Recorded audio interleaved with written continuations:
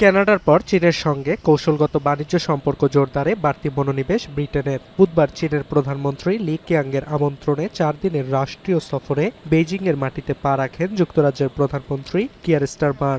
8 বছরের মধ্যে এটি কোনো ব্রিটিশ প্রধানমন্ত্রীর প্রথম বেইজিং সফর। বৃহস্পতিবার সফরসূচির অংশ হিসেবে চীনের প্রেসিডেন্ট শি জিনপিং এর সঙ্গে বৈঠকে বসেন স্টারমার। আলোচনা শেষে নিজেদের মধ্যে কৌশলগত সম্পর্ক বাড়ানোর প্রতি গুরুত্বারোপ করেন দুই নেতা। স্বাক্ষর হয় 10 চুক্তি।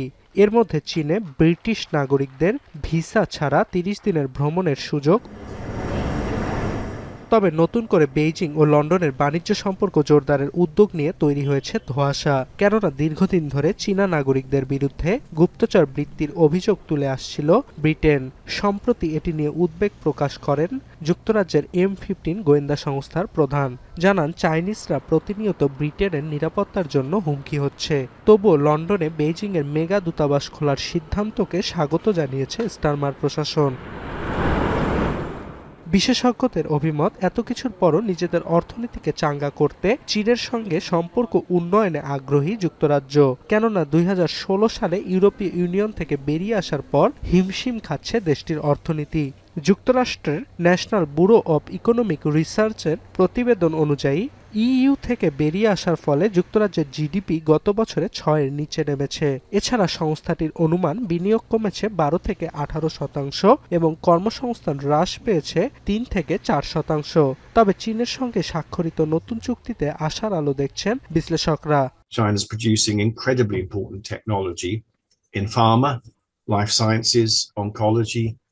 So this kind of investment hopefully is not just about putting money into another power and getting money out of it, but also getting access to intellectual.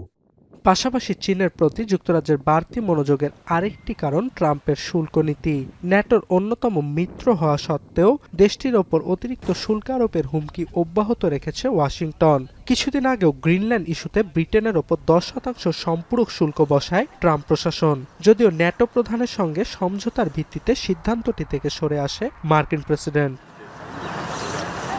ভূরাজনীতির ক্রমবর্ধমান জটিলতায় চীন যুক্তরাজ্যের সম্পর্ক জোরদারের উদ্যোগকে স্বাগত জানিয়েছে আন্তর্জাতিক বিশ্লেষকরাও।